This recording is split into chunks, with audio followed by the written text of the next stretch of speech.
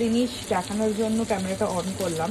আমরা এখন আমি এখন স্যালমনটা ফ্রাই করছি, আর রোহান একদম পিঞ্চ মানে বাটার দিয়েছে, বাট এই মাছটা থেকে কতটা তেল বেরিয়েছে দেখানোর জন্য আমি এটা অন করলাম, মানে কতটা ফ্রেশ স্যালমনটা।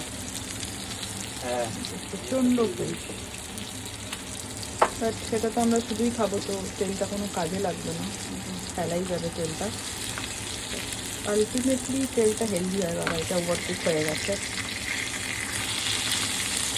এটা বন্ধ করে দেওয়া উচিত।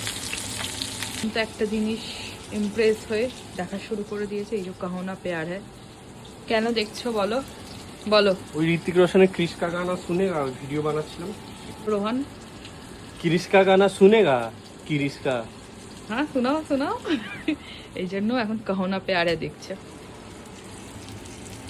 ডিনার। এই কম্বিনেশনটা আজকে ভালো হয়েছে, পোলাওয়ের সাথে স্যালমন। খাও গরম গরম। গরম কেমন লাগছে?